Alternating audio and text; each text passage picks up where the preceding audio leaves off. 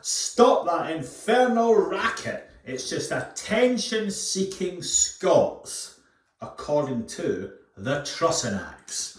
I'm Alistair McIntosh, welcoming you to this week's First Things First. What was the big news last week?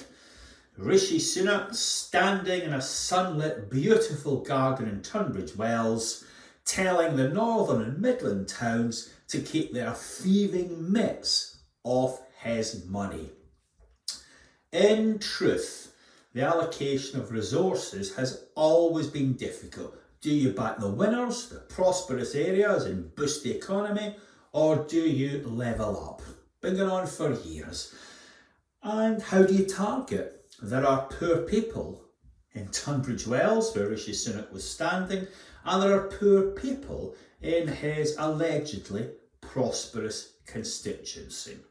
SIPFA have called for an independent commission to look into how we spend money across the country and ensure that it's done in a fair and reasonable manner. Long overdue, and I hope that SIPFA get their wish. And I also hope that it's UK-wide.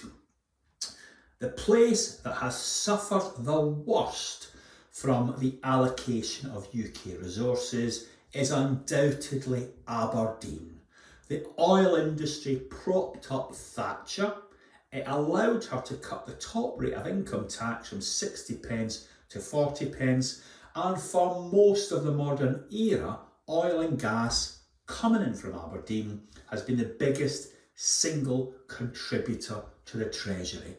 And what does Aberdeen get? Hee-haw. Craig Stirrett put up an article from the Press and Journal on LinkedIn, and it was all about Aberdeen City Council's cuts.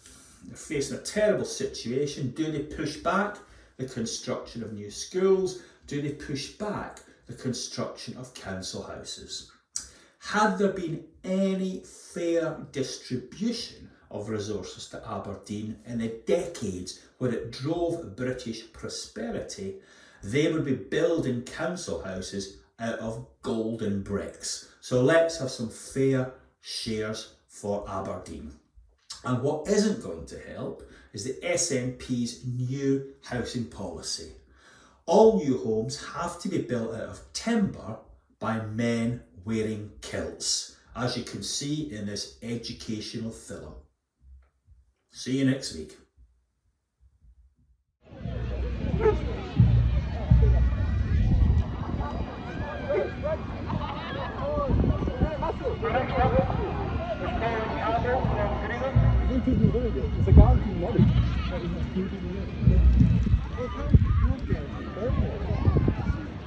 And